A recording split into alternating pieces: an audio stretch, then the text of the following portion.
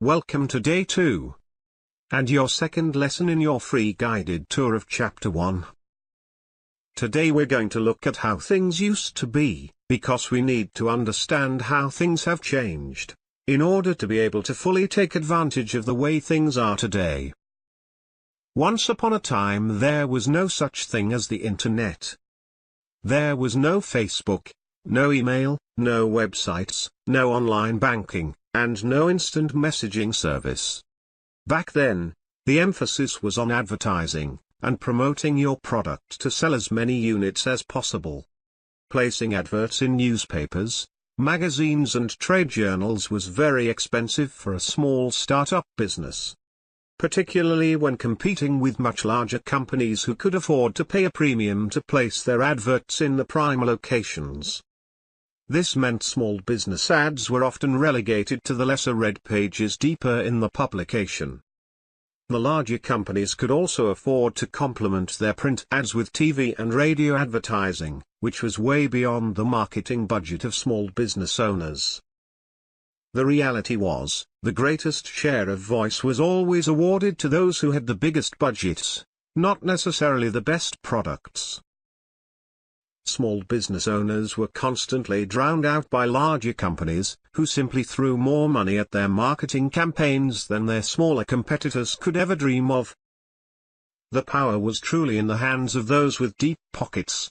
It was simply a case of the more money you had, the louder you could shout at your target audience, by buying more print adverts, billboard space, and TV and radio airtime. Back then, marketers' focus was on selling their products or services, not the customer. And for that they needed to interrupt their target audience, to tell them what they had to offer. This is referred to as a product, or sales, orientation, and can be traced back to the late 1800s. This one-way communication model is referred to as the old broadcast paradigm, as it relies on marketers bombarding their target audience with as many messages as they could get their hands on. These messages typically took the form of adverts, and advertising was big business. The problem is, it did not give the recipient of the message the opportunity to have a conversation with the seller. At least in marketing terms, and this is a big difference with how things are today. The old broadcast paradigm is represented by the model shown in Figure 1.2, on page 10, of Chapter 1. Basically, what happens is, the marketer, the sender, creates, encodes, a message, and then sends that message via some means, be it advertising in the press, direct mail, or through some other broadcast means such as TV, or radio.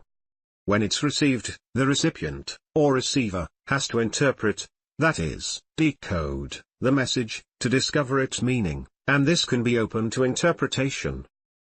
If they interpret it correctly, as the sender intended, and if it resonates with them, that is, it's relevant, they may take the action, the response, suggested by the message sender, the marketer. That message has to be heard over and above all the other messages in the marketplace, the noise. It is therefore important that the receiver decodes the message as the sender intended, in order for the message to be understood and, hence, heard. In this example, the marketer is only able to measure the effectiveness of the message by the actual response received. This is typically measured by the number of sales, or replies, to the message, be it a direct marketing piece, or an advert in an advertising campaign. Therefore, to a large extent, the marketer is working blind, just going by gut feel, or being guided by experience. It's no wonder, marketing is sometimes referred to as a black art. That's a summary of the old broadcast paradigm, and whilst it applies mainly to before the advent of the Internet, it is still relevant in certain situations today. Such as, when starting a new business, and nobody knows you exist. In this case, you need to create initial awareness for your business. And the principles of the old broadcast paradigm can be very appropriate, as interrupting your target audience is one way to grab their attention, and let them know what you have to offer. That's it for today. And I hope you found that useful. In the next lesson, we'll look at some of the events that have led us to where we are today. If you have any questions or comments, then please do leave them in the comments box below. Please read Chapter 1 as you go through this mini course, as it will help you get the most out of it. Goodbye for now, and I'll see you in the next lesson.